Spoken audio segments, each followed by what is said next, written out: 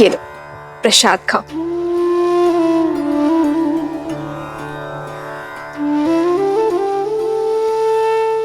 तुमने केवल मुख से ही माता नहीं कहा हनुमान, मन से भी माना है। इसलिए आज ये माता अपने पुत्र को उनका प्रिय भोजन खिलाना चाहती है। ओह, तो हमारी माता वचन अनुसार महाभोज का प्रबंध कर रही हैं। अद्भुत। मैं अभी जाकर वानर सेना को बताता हूँ। वो सब भी आपके हाथों से भोजन खाने के लिए आतुर है माता। अभी जाता हूँ। हनुमान, मेरे प्रश्न का उत्तर तो देते जाओ। कौन सा प्रश्न माते? यही कि तुम्हारे और तुम्हारी वानर सेना के लिए ऐसा क्या भोजन बनाऊं जिससे तुम्हारा पेट भी भर जाए और मन भी। माता, ये तो बहुत कठिन प्रश्न है। वो क्या है ना, वानरों को भोजन तो बहुत प्रिय होता है, और यदि आपके इन हाथों से मिले वो तो अमृत है। अद्भुत। माता, मैं एक काम करता हूँ। मैं अभी अपनी वानर सेना से पूछ कर आता हूँ। वो क्या है ना, इसका उत्तर तो मेरे पास भी नहीं है।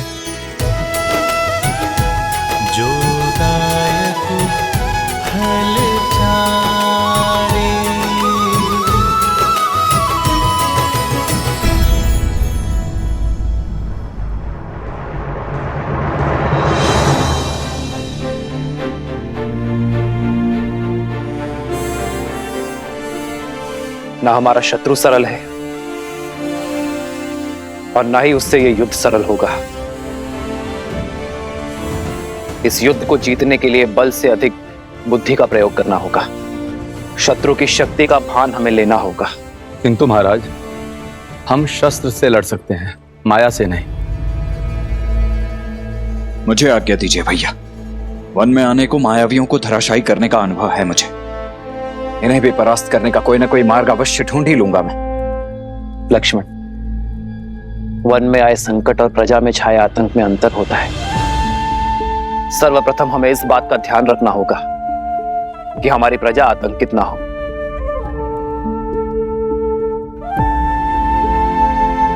और लक्ष्मण, असाधारण शत्रु को साधारण रणनीति से नहीं हराया जाता। हमें सैन्य बल के अतिरिक्त कुछ और भी चाहिए होगा। भास्कर्ण और उसका पुत्र संघार दमन, ये दोनों साधारण राक्षस नहीं है। बल और छल के धनी है, माया विशेषज्ञ है, रक्तपात के प्रेमी है। जो भी इनके सामने आता है उसे वे मृत्यु के घाट उतार देते हैं। अपने माया के बल से वो अंधकार में भी प्रवीणता से युद्ध करते हैं।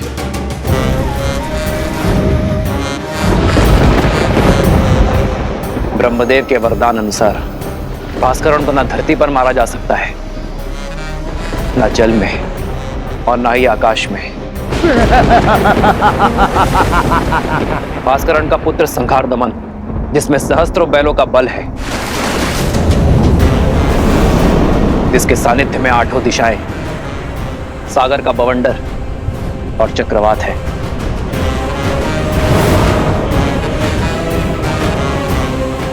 केवल यही नहीं राम, साथ ही वो उभयचर भी है, जो जितनी सरलता से थल पर रह सकता है उतनी ही सहजता से जल में भी जी सकता है। ब्रह्मदेव के वरदान के अनुसार उसकी मृत्यु जल के भीतर ही हो सकती है, वो भी तब जब उसकी श्वास नली काट दी जाए।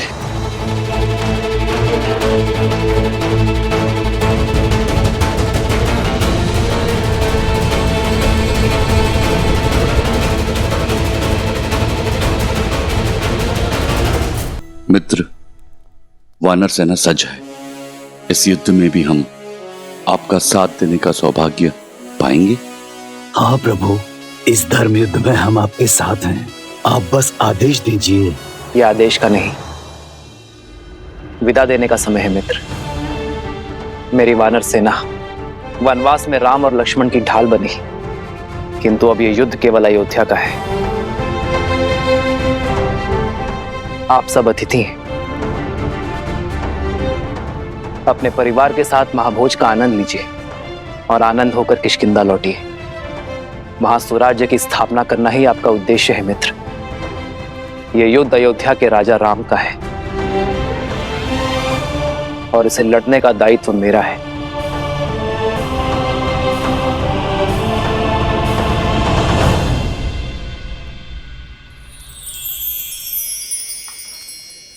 ये क्या है हनुमान? माता, ये खाने की सूची। इतनी बड़ी सूची? ये तो केवल आरंभ है माते, सूची तो बहुत लंबी है। माता, आप भोजन खिलाकर हमारे तन और मन को तृप्त करना चाहती है ना?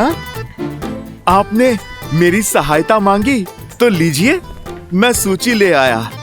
माता, निभा दिया मैंने अपना कर्तव्य।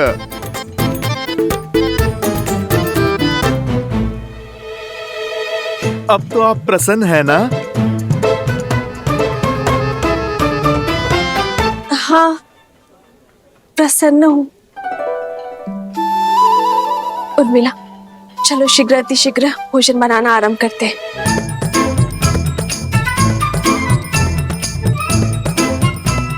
समझ नहीं आता पहले क्या बनाए दीदी, आरंभ कहाँ से करें? ना ही इस दुविधा का अंत दिखाई दे रहा और ना ही इस सूची का। आप इतनी सारी चीजें कैसे बनाओगे? वचन से बंधी हूं ना, पीछे नहीं हटूंगी। चलो।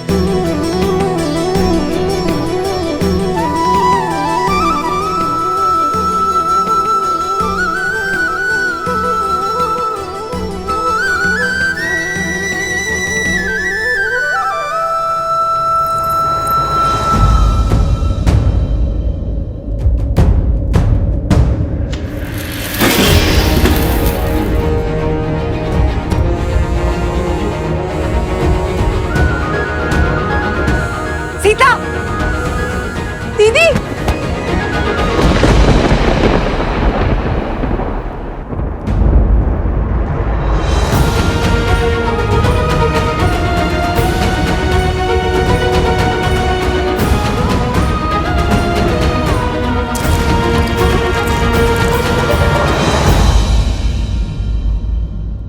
यदि हमें शत्रु के बल का पूरा ज्ञान हो जाए तो समझो ये युद्ध हमने आधा जीत लिया है। अब समय आ गया है कि अपनी शक्ति को इस प्रकार सज्ज करें कि हमारा शत्रु अचंभित हो जाए। हमें उपयुक्त शस्त्रों को खोजना होगा। प्रभु, प्रभु, प्रभु, वो माता सीता। प्रभु, क्या हुआ सीते को? क्या हुआ सीता को?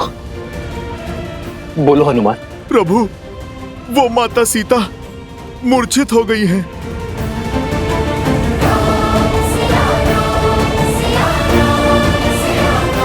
सीते,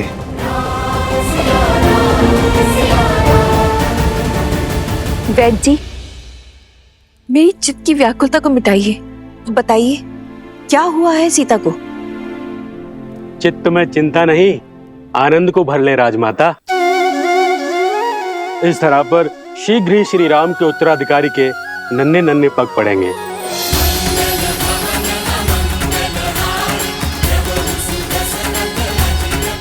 महारानी सीता रघुकुल का वंशज लाने वाली हैं।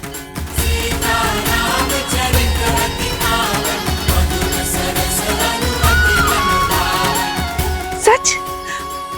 मेरे राम की संतान आने वाली है। आपको कोटि कोटि धन्यवाद।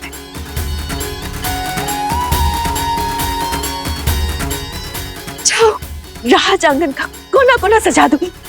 मेरे राम का उत्तराधिकारी आने वाला। अयोध्या में उत्सव का शंखनाद होना चाहिए और न बधाई गीतों का नाद बजना चाहिए। जाओ जाओ, जल्दी जाओ जाओ। मेरे राम का पुत्र आने वाला है। क्या तुमने सुना? हमारे राम की संतान आने वाली है।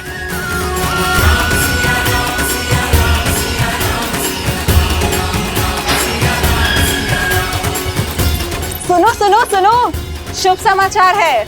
महारानी सीता माँ बनने वाली है। महारानी सीता माँ बनने वाली है।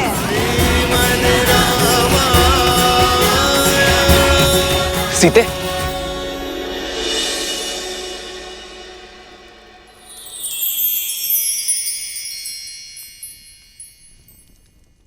सीते क्या? माँ, सीते। पुत्र को पिता बनने की बहुत बहुत बधाई। मंगल भवन अमंगल हारी, द्रवहु सुदशरथ अजिर बिहारी। राम सिया राम जय जय राम। राम सिया राम जय जय राम। अरे अब भावों में बहती ही रहोगी या तैयारियां भी करोगी? पूरे राजमहल और सारी अयोध्या में उत्साह और उत्सव का रंग भी तो बिखेरना है। चलो चलो सखियो। हो हर्षित रही नगर के लोगा, करहि सकल सुर दुर्लभ भोगा। अब पहले से अधिक ध्यान रखना होगा तुम्हें सीता का। इस अवस्था में पत्नी का संबल और पति का साथ उसका प्रेम ही तो होता है। अहनिसी बीती मनावत रही, श्री रघुबीर चरण रति चाही। चलिए दीदी, अब पत्नी पति को समझाएगी उसे क्या सुविधाएं चाहिए। राम सिया राम सिया राम सिया राम। राम सिया राम सिया राम। राम सिया राम सिया राम सिया राम। राम सिया राम सिया राम।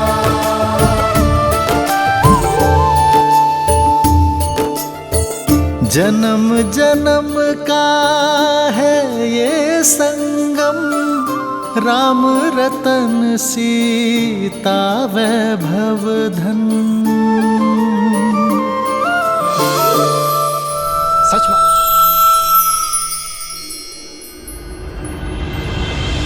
सिया राम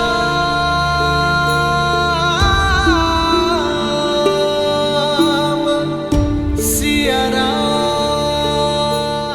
आपका मौन मुझे व्यथित कर रहा है। क्या आप प्रसन्न नहीं है? प्रसन्नता तो इतनी है कि मेरे शरीर के कण कण में भर गई है सीते। शब्दों को बाहर निकलने का स्थान ही नहीं बचा। पिताश्री की प्रसन्नता का आज आभास हुआ मुझे। अपनी संतान के प्रति उनके प्रेम का भान हुआ। जब पिता बनने का आभास होना इतना मधुर है, तो पिता बन जाना कितना सुंदर होगा।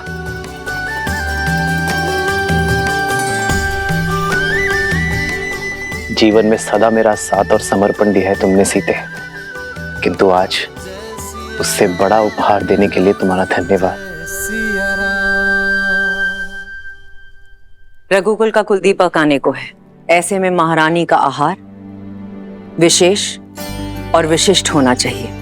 राजमाता प्रणाम। मैया ने संसार का सबसे बड़ा सुख दिया है प्रभु को।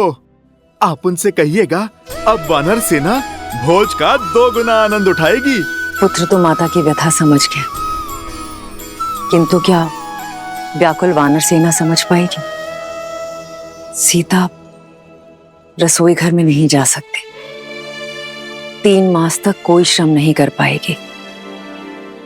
होने वाली संतान के लिए माता का विश्राम करना अति आवश्यक है। भोजन अब वो पुण्यवासन संस्कार के पश्चात ही बना पाएगी। माता, ये तो शुभ है। कुमार और प्रभु श्री राम का भोज एक साथ हो जाएगा। और आप वानर सेना की चिंता ना कीजिए। हम वानर तन से चाहे कितने भी कठोर हों, मन से उतने ही भोले और कोमल हैं माता। उन्हें तो मैं व्यंजन की और भी लंबी सूची बनाने में उलझा दूंगा माता। माता, प्रभु श्री राम के पुत्र के लिए उनके भक्तों को ये प्रतीक्षा भी स्वीकार है।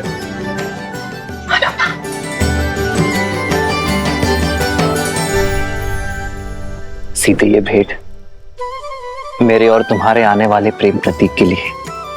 अच्छा,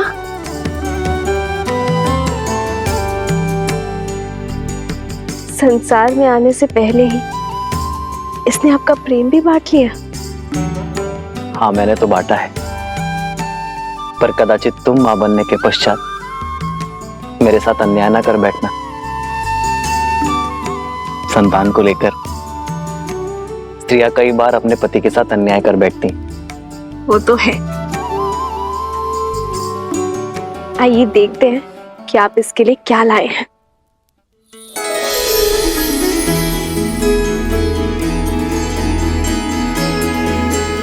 वेद मंत्र के ताड़पत्र, बस?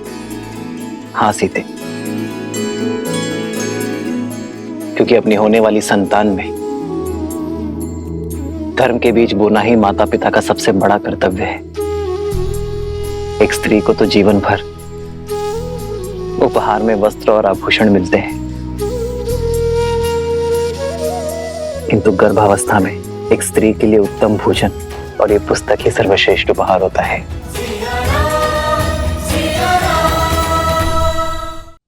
इनसे जागी चेतना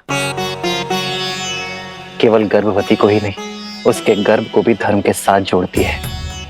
आज जो संस्कार हम अपनी होने वाली संतान में डालेंगे, वही संस्कार इस समाज और इस संसार को उज्जवल बनाएंगे सीते। हमारी ये नई यात्रा आज आरंभ हो चुकी है। ये मंत्र और हमारी शिक्षा हमारी होने वाली संतान को उच्च आचरण देंगे। जो धर्म नारी को सर्वोपरि मानता है, उनका सम्मान करना सिखाएंगे। नारी माता, बहन, गृहिणी का सम्मान करना अति आवश्यक है सीते। उन पर अन्याय और अत्याचार करना महापाप है। इस विचार का प्रचार और प्रभाव केवल हमारी होने वाली संतान पर ही नहीं, संपूर्ण समाज पर होना चाहिए सीते। आज तक मुझे मिली हर भेंट से अधिक अनमोल आपका दिया ये उपहार है आर्य। इसे पाना मेरा सौभाग्य है और मैं वचन देती हूँ आपको, हमारी संतान सदा धर्म और न्याय का संस्कार पाएगी, नारी का सम्मान करेंगे और उसका प्रचार और प्रभाव समाज पर डालेगी। राम सिया राम जय जय राम, राम सिया राम जय जय राम।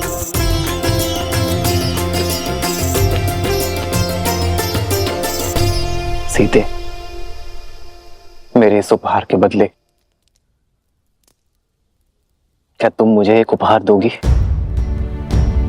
कल जो प्रश्न तुम मुझसे पूछना चाहती थी, क्या उसका उत्तर सुन पाओगी? समय का खेल तो देखो सीते, जब माता ने हर क्षण मुझे तुम्हारे साथ रहने का आदेश दिया है, तभी मुझे तुम्हें छोड़कर जाना होगा। आप कहाँ जा रहे हैं आर्य? एक राजा का कर्तव्य निभाने हैं, अपने राज्य के लिए युद्ध लड़ने हैं।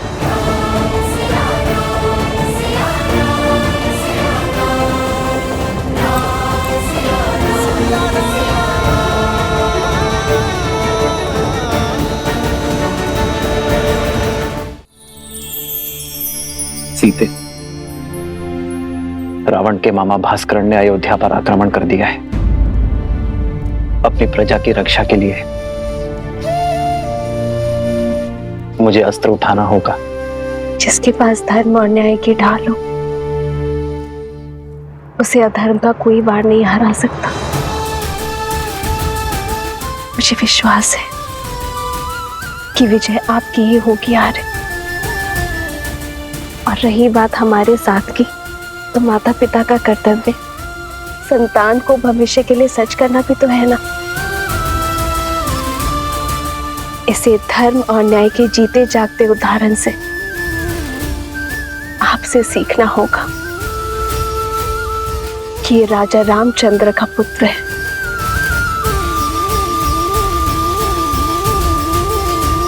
जानती हो सीते, मेरा सबसे बड़ा बल क्या है?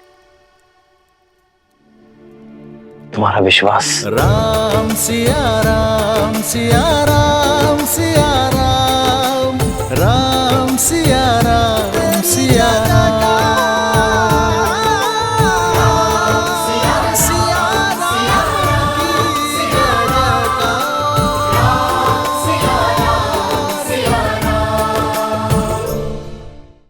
लो तुम भी मुख मीठा करो, अयोध्या के नए युवराज आने को हैं।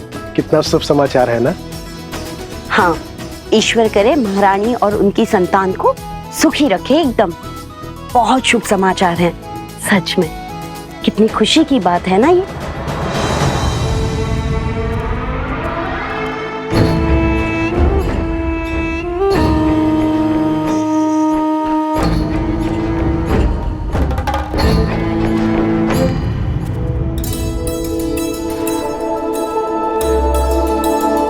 लीजिए भैया, आप भी लड्डू खाइए। हमारे राजमहल में लल्ला आने वाले हैं, प्रभु श्री राम के उत्तराधिकारी आने वाले हैं। खाओ खाओ।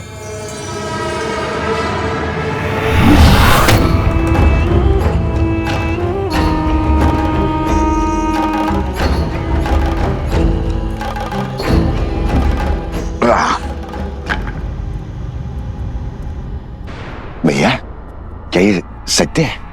श्री राम की संतान होने वाली है? हाँ हाँ, सुना नहीं? सारे अयोध्या में लड्डू बट रहे हैं। चलो अच्छा है। जो 14 वर्ष में नहीं हुआ वो अब हमारे कानों को सुनने को मिल रहा है। क्या क्या कहना चाहते हो? क्षमा करना भैया, वो क्या है ना कि 14 वर्ष से कोई शुभ समाचार मिला नहीं और अचानक से वनवास से लौटते ही ये संतान की खबर। लड्डू खाओ, लड्डू खाओ।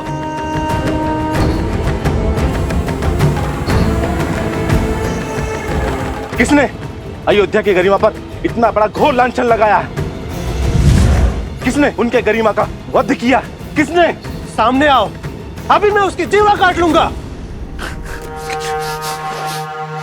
मारो, मारो मुझे, मारो। क्षमा के योग्य नहीं हूं मैं। बचपन में माता मारती थी, बड़ा हुआ तो मित्र मारने लग गए। इस जीवा के कारण ये स्थिर नहीं रहती है, कहीं पे कुछ भी बोल देता हूं मैं। घोर अपराध हो गया, मुझे स्वयं को दंड देना होगा। मैं स्वयं को दंड दूंगा। दंड देना होगा, दंड देना होगा, दंड देना होगा, दंड देना होगा, दंड देना होगा। ए रुको, रुको। अरे क्या कर रहे हो?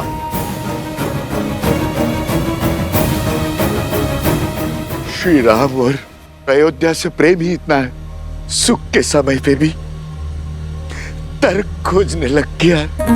जो बात मेरे दिल को कचोटती है, क्या वो आप सबको व्याकुल नहीं करती? हमने श्री राम की तरह वनवास के दुख नहीं भोगे। हमने तो महारानी सीता की तरह 6 महीने उस दुष्ट रावण की लंका में रहने का दंश नहीं भोगा। सोचिए, विचार कीजिए, क्या क्या हुआ होगा उस 6 मास में। क्या क्या बीती होगी महारानी सीता पर। क्या ये विचार आपको व्याकुल नहीं करता? अपनी व्याकुलता हमें नहीं, श्री राम को बताना, वही निर्णय लेंगे। चलो मित्रों। अरे रुको, रुको, कहां जा रहे हो? मैं स्वयं लज्जित हूं। अब तुम जाकर ये प्रश्न श्री राम से पूछकर उन्हें लज्जित करोगे? वो श्री राम जिन्होंने अयोध्या को मान दिया, सब मान दिया, उन्हें लज्जित करोगे? क्या उत्तर देंगे? उनका तो स्वयं संबंध है इस घटना से। देवी सीता के लिए रावण का वध किया है श्री राम ने।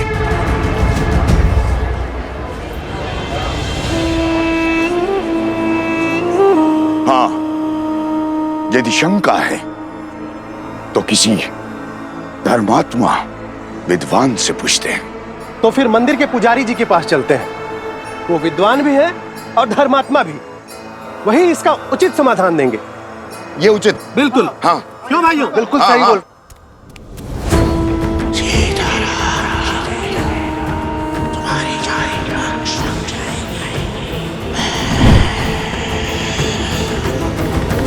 वनवास का वास्तविक अर्थ है अपने नगर से, अपने घर से, अपने सुखों से, गृहस्थ कर्म से पूर्ण संन्यास, यानी ब्रह्मचर्य। श्री राम जैसा पुरुष जिसके मन में धर्म के संस्कार बसते हों, वो वन के वातावरण में संतान को जन्म देके उस संतान को धर्म से वंचित नहीं कर सकता। वो अपना ब्रह्मचर्य नहीं तोड़ सकता। इसीलिए 14 वर्षों में कोई संतान नहीं हुई। उचित कहा पुजारी जी। हमारा संदेह मिटाने के लिए धन्यवाद पुजारी जी। चलो भाइयों। रुको। वाह पुजारी जी वाह, धर्म की बात तो कर ली, अब सत्य पे आइए पुजारी जी। क्या है सत्य का आधार? विश्वास से कल्पना होती है, सत्य को प्रमाण चाहिए।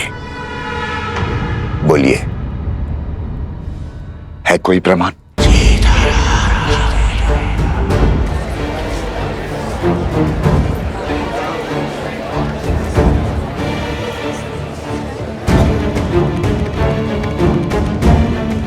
क्या हुआ पुजारी जी? सत्य की आंधी ने विश्वास का आवरण उड़ा दिया। अरे अभी समय ही कितना हुआ है वनवास से वापस लौटे हुए।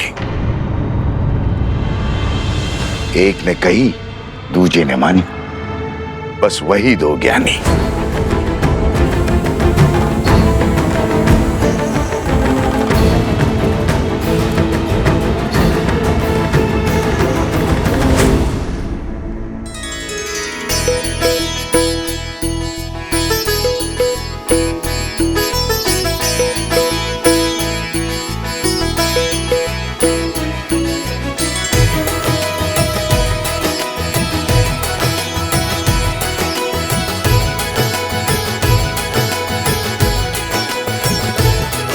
हनुमान,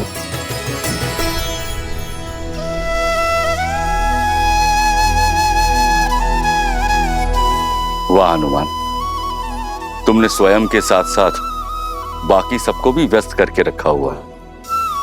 प्रभु श्री राम युद्ध के लिए प्रस्थान करेंगे अब। अच्छा है महाराज, मेरा तो बैठे बैठे ये शरीर ही अकड़ गया था।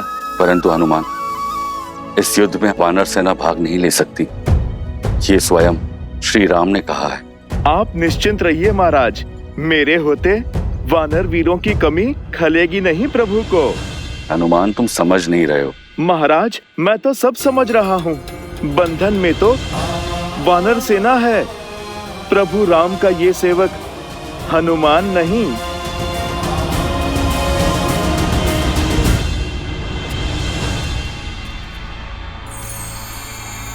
सुना है श्री राम अपनी सेना लेकर पश्चिम की ओर जा रहे हैं, उस दुष्ट भास्करन और उसके बेटे से लड़ने। हाँ, आक्रमण तो हुआ है, कदाचित शत्रु बड़ा बली है। अच्छा, राम भास्करन से युद्ध करने जा रहा है। भास्करन से युद्ध तो भरत और लक्ष्मण भी कर सकते हैं, फिर राम स्वयं क्यों जा रहा है? वो भी ऐसे समय में जब सीता गर्भवती है। राम ऐसी मूर्खता क्यों कर रहा है?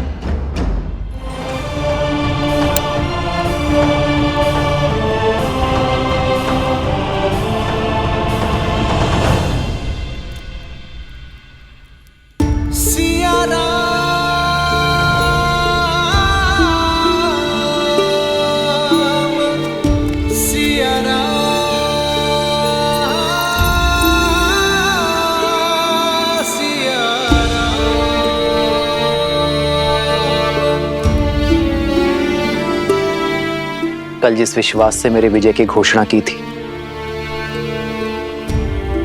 आज उस मुख पर इतनी चिंता क्यों सीते?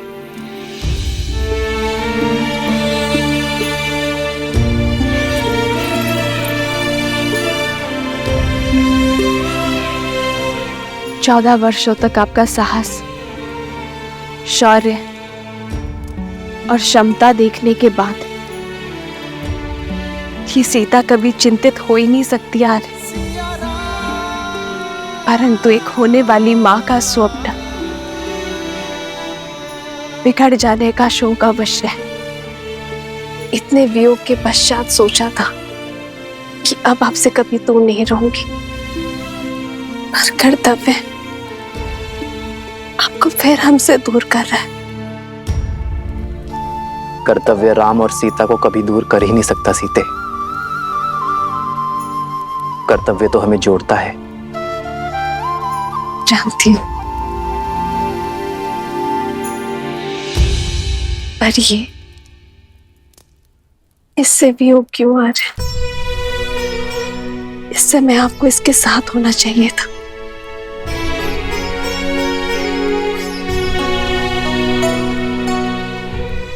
सत्य कहते हैं सब। माता बड़ी स्वार्थी होती है। युद्ध पर मैं जा रहा हूं,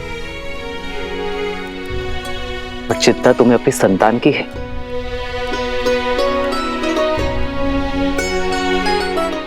वैद्य कहते हैं सीते कि संतान गर्भ से ही अपने माता पिता के भाव अनुभव करती है। तो ये वियोग हमारी संतान को और प्रबल बनाएगा। कर्तव्य की पुकार का पालन करने की सीख उसे गर्भ से ही मिल जाएगी।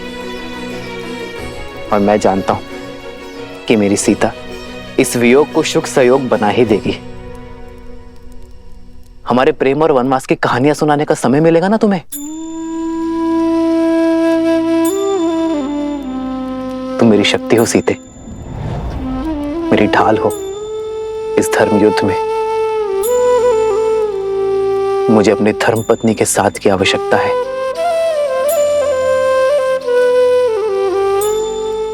तो ये पल सदा आपके साथ रहेगा आर्य।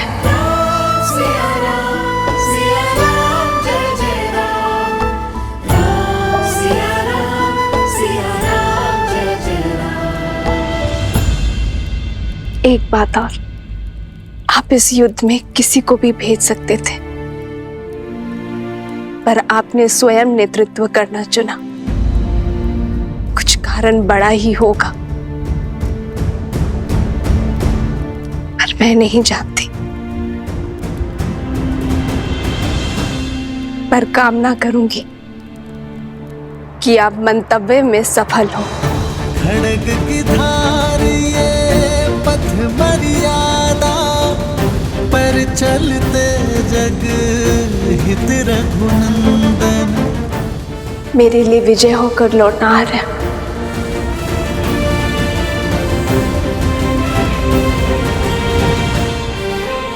और इसके लिए शीघ्र आइएगा।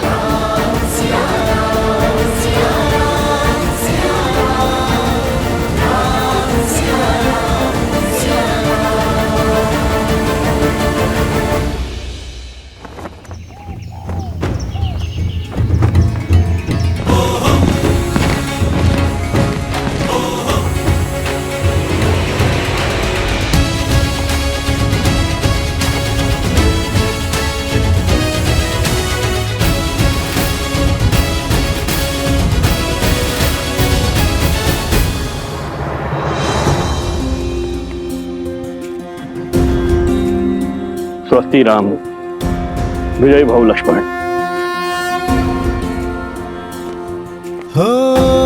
होई सोई जो राम रचि राखा,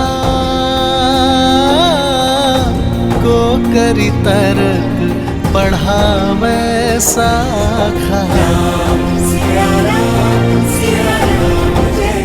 आपका तेज सूर्य सा दमके।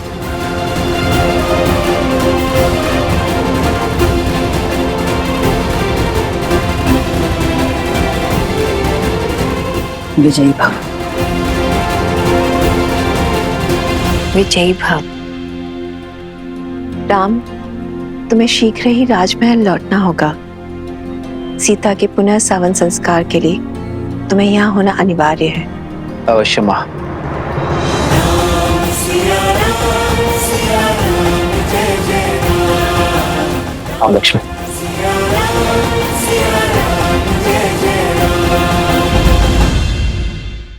सियावर रामचंद्र की, सियावर रामचंद्र की, सियावर रामचंद्र की, सियावर रामचंद्र की, सियावर रामचंद्र की, सियावर रामचंद्र की, सियावर रामचंद्र की, सियावर रामचंद्र की, सियावर रामचंद्र की, सियावर रामचंद्र की। मेरे अयोध्या के वीरों, कर्तव्य ने पुकारा है। जब पड़ोस में अग्नि लगे तो व्यक्ति यह सोचकर नहीं बैठता कि उसका घर सुरक्षित है। वो अग्नि को बुझाता है क्योंकि वो जानता है कि अग्नि का स्वभाव है फैलना। मुझे मेरे वीरों पर पूरा विश्वास है। भय के लिए भयंकर है। हम सब आपके रुद्र हैं। श्री राम, राजा राम, श्री राम। मित्र, ये मुख मोड़कर मत जाइए। वानर सेना ना सही प्रभु, हमें अपने साथ ले चलिए। जो हृदय में बसते उनसे मुख नहीं मोड़ा जाता मित्र। मैं आपको छोड़कर नहीं जा रहा हूं, बल्कि आपके कंधों पर एक बहुत बड़ा उत्तरदायित्व देकर जा रहा हूं। जब मैं वहां युद्ध लड़ूंगा तब आप यहां अयोध्या का भार संभालेंगे, और जब आपके प्रस्थान करने का समय आ जाएगा हम युद्ध से लौटकर आ चुके होंगे।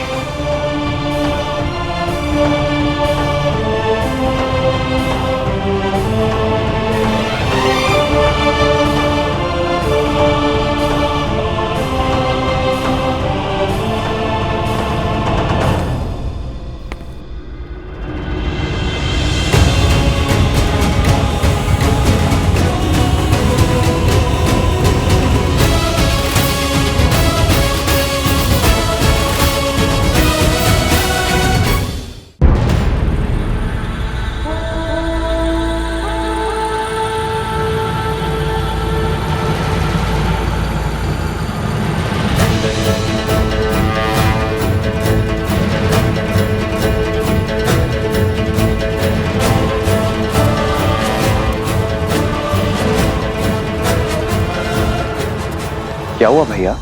सैनिकों के चुनाव में मुझसे कोई भूल हुई?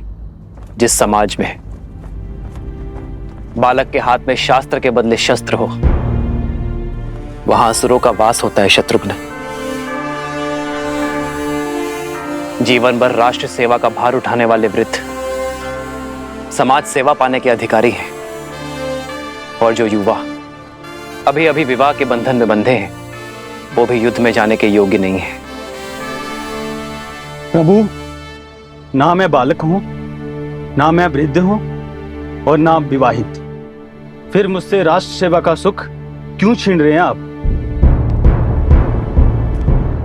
क्योंकि तुम अयोध्या के सैनिक नहीं हो।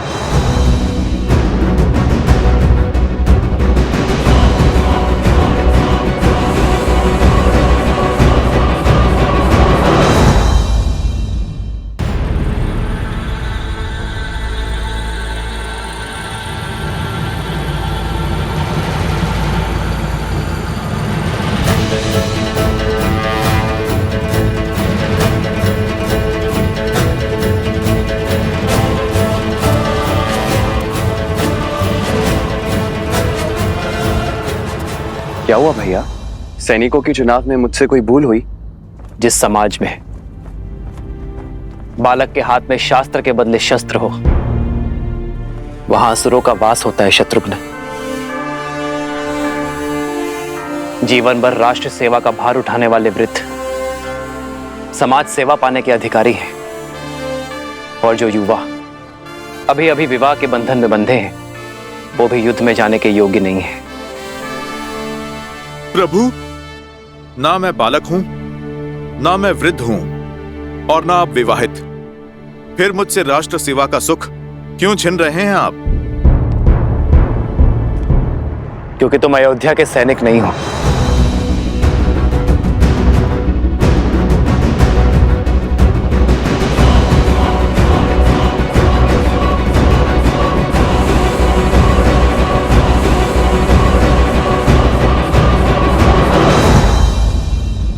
क्यों हनुमान?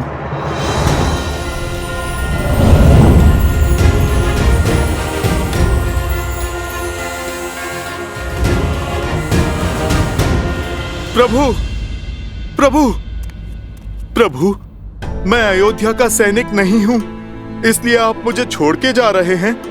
फिर आपने लक्ष्मण भैया को साथ जाने का अवसर क्यों दिया? क्योंकि लक्ष्मण अयोध्या का राजपुत्र है हनुमान, और राज्य सेवक भी। उसका कर्तव्य उसे इस युद्ध के योग्य बनाता है। मेरे वानर वीर तो यहाँ अतिथि हैं। लक्ष्मण भैया राज सेवक हैं तो जा सकते हैं, और मैं तो स्वयं राजा राम का सेवक हूँ प्रभु, उसका क्या?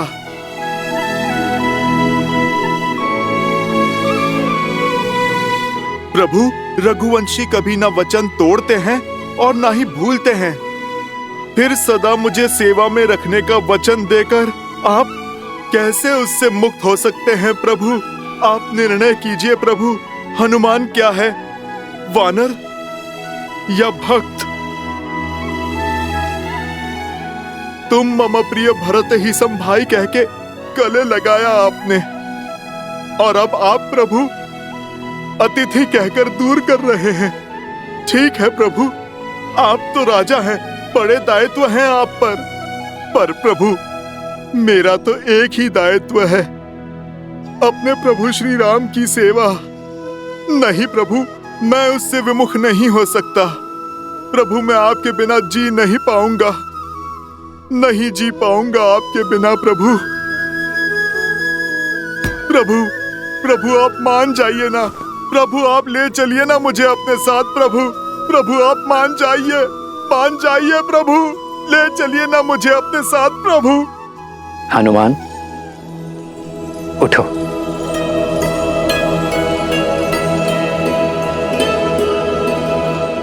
तुम जीत गए हनुमान, मैं हार गया। चलो हमारे साथ, किंतु मेरी एक शर्त है। कैसी शर्त प्रभु? कि तुम शस्त्र नहीं उठाओगे।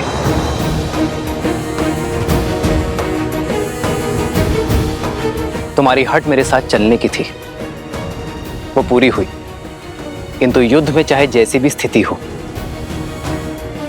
तुम अस्त्र शस्त्र का उपयोग नहीं करोगे। स्वीकार है प्रभु, स्वीकार है।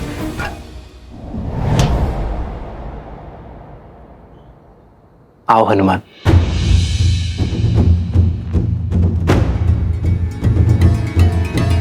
राम राम कहो, जय श्री राम।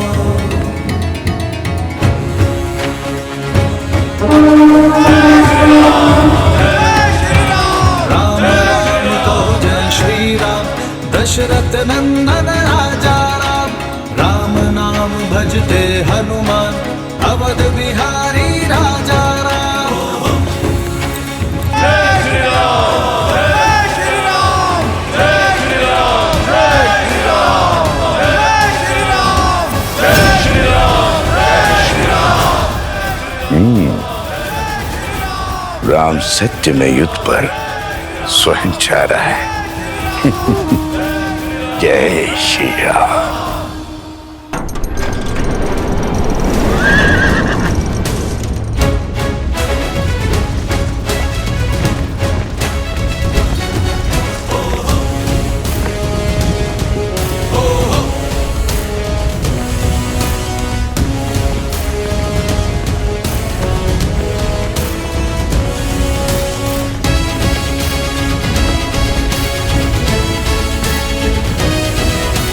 पहली टुकड़ी दाईं ओर से और दूसरी टुकड़ी सीधा प्रहार करेगी।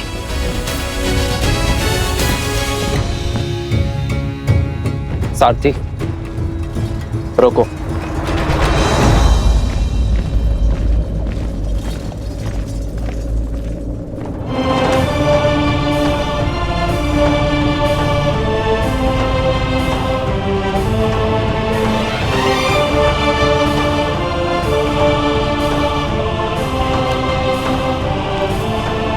प्रणाम ऋषिवर।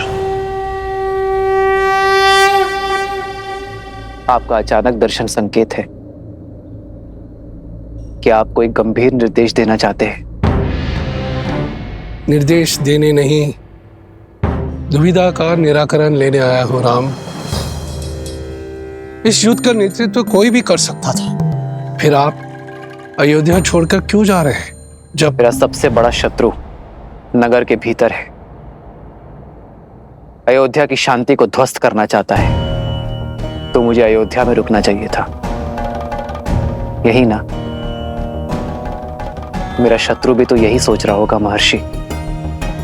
उसे परास्त करने के लिए ही मैं अयोध्या से बाहर आया हूं। उसका बैर मुझसे है, क्रोध मुझसे है, और जब मैं अयोध्या के बाहर आ गया तो वो भी मेरे पीछे अवश्य आएगा। मैं भास्करण से युद्ध करने जा रहा हूं महर्षि। युद्ध में भले ही भास्करण से करने निकला हूं, किंतु भास्करण और संहार दमन केवल मेरे लिए माध्यम है। सहस्त्र रावण भास्कर्ण का भाई है महर्षि। भास्कर्ण को कष्ट में देखकर उसे भी कष्ट अवश्य होगा। उसका कष्ट सहस्त्र रावण को अवश्य खींच लाएगा। आपके शौर्य पर संदेह नहीं है श्री राम। भय है आपके वास्तविक शत्रु सहस्रमुख रावण का, जो अपने अनंत मुखों से अनंत असत्य बोलता रहता और बार बार असत्य बोलते रहने से असत्य भी सत्य प्रतीत होने लगता है। उसमें आप ही की सेना को आपके विरुद्ध कर देने का सामर्थ्य है।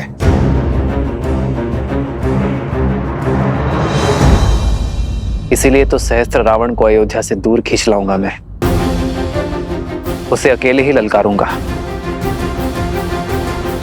ताकि वो मेरी अयोध्या में असत्य का विष नहीं घोल पाएगा। और इसमें आपके प्राणों का संकट है। अपनी प्रजा के हित के लिए राम को मृत्यु भी स्वीकार है।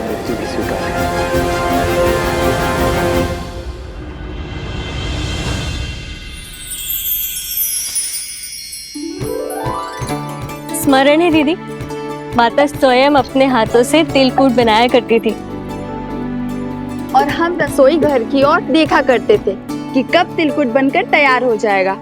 पर सूर्य देव को अर्पण किए बिना हमें तिलकुट मिलता ही नहीं था, है ना सीता दीदी?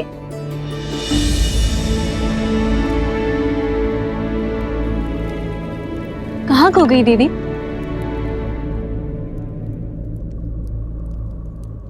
श्री राम की चिंता में हूँ। मैं जानती हूँ कि लक्ष्मण भैया और हनुमान उनके साथ हैं, किंतु मन है कि मानने को सजी नहीं है। दीदी, ये शुभ दिन हर अशुभ विचार नष्ट कर देगा। आज मकर संक्रांति है। उत्तरायण के दिन सूर्यदेव उत्तर की यात्रा को प्रारंभ करते हैं। पवन ऊर्जा चरम पे होगी। देखिएगा, श्री राम की विजय अवश्य होगी। दीदी, चिंता छोड़ दीजिए और चलिए हम चलकर सूर्य देव से प्रार्थना करते हैं, सब शुभ होगा। आइए।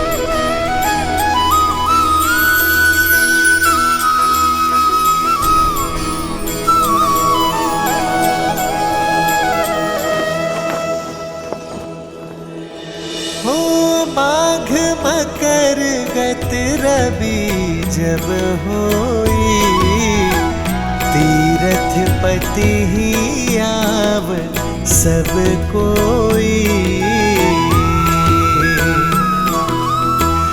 देव तनुज किन्नर नर श्रेणी, सादर मजही सकल त्रिवेणी।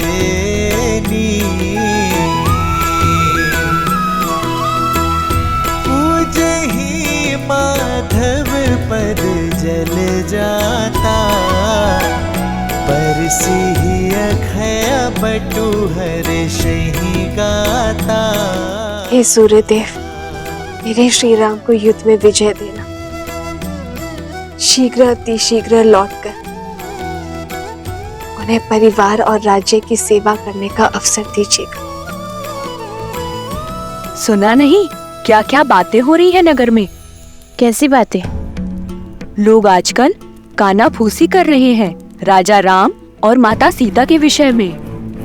हाँ, मेरे पति ने भी मुझे राजमहल की सेवा छोड़ने के लिए निर्देश दे दिया है। क्यों, ऐसा क्या हुआ?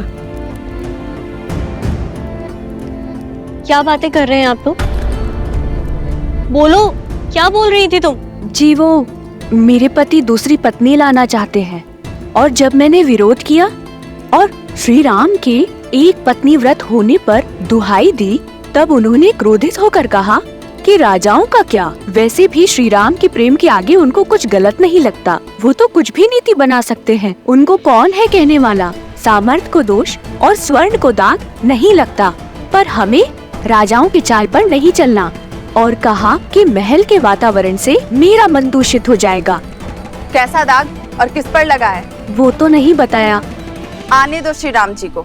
जब ये प्रश्न राजसभा में सबके सामने पूछा जाएगा, तब हर रहस्य से आवरण हटाना ही पड़ेगा। मानवी, श्रुतकीर्ति,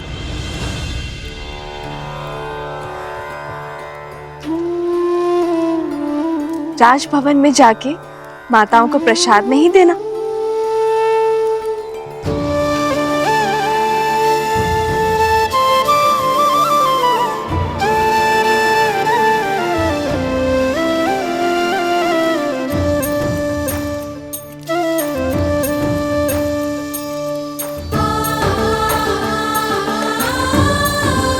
कितनी शुद्ध और सरल है देवी सीता, इनके बारे में कोई इतना ओछा कैसे बोल सकता है? दीदी, किसी दासी का पति राजमहल के वातावरण के बारे में आपत्तिजनक बातें फैला रहा है। राजा और रानी के विषय में शंका पनपना उचित नहीं है। समस्या फैल सकती है दीदी। राम राज्य में अराजकता कभी नहीं आएगी मांडवी। श्री राम आते ही कोई ना कोई हल अवश्य निकाल लेंगे।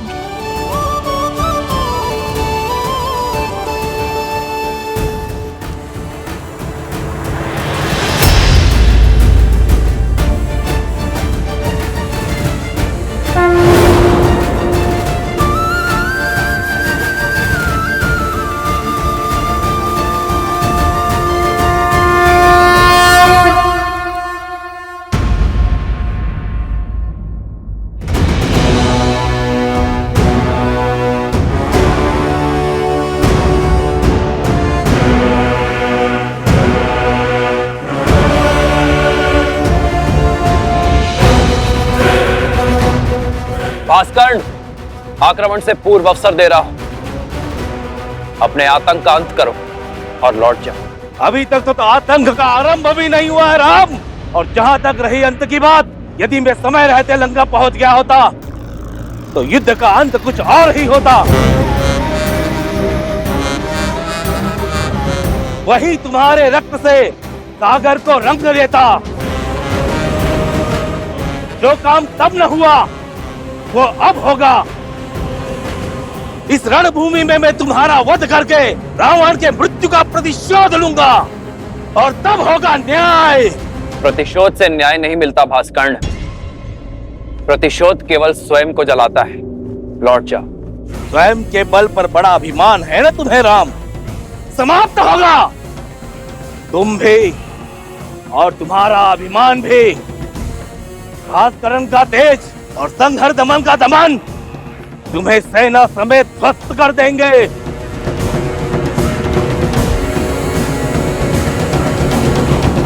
लक्ष्मण, मैं भास्कर्ण का सामना करूंगा। तुम संहार दमन को खोजो और स्मरण रखना, वो उभयचर है।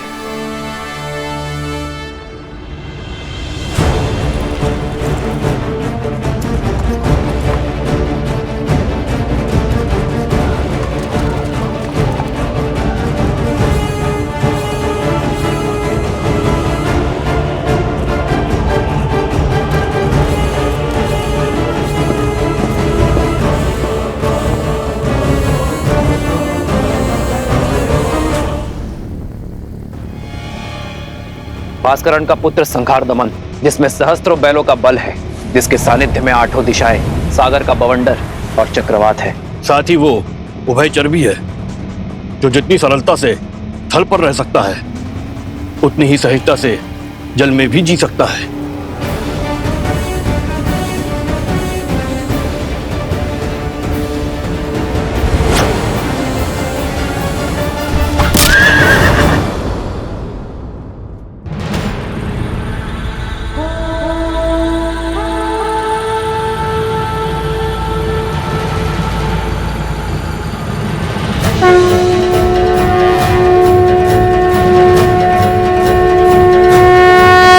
आक्रोश जोश क्रोध का ये क्षण है प्रतिशोध का, ललकार और पुकार अति विरोध का।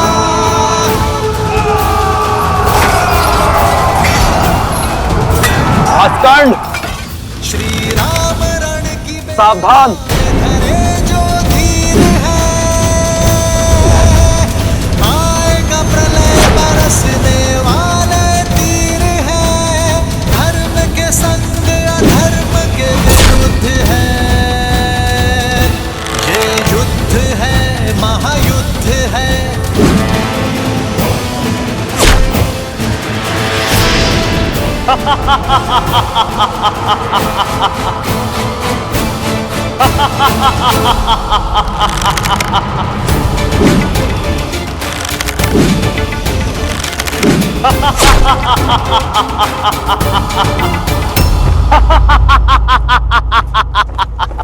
बस राम, बाण क्या ब्रह्मास्त्र चला दो।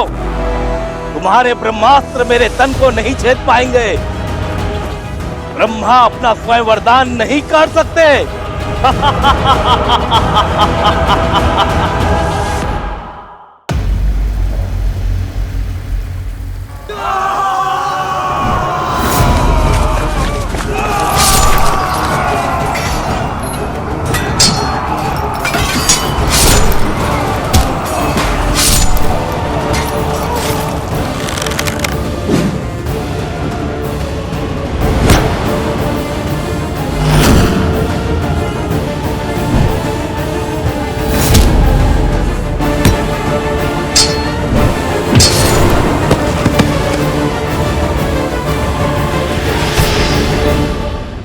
बताओ कहाँ है सन्नार रमन?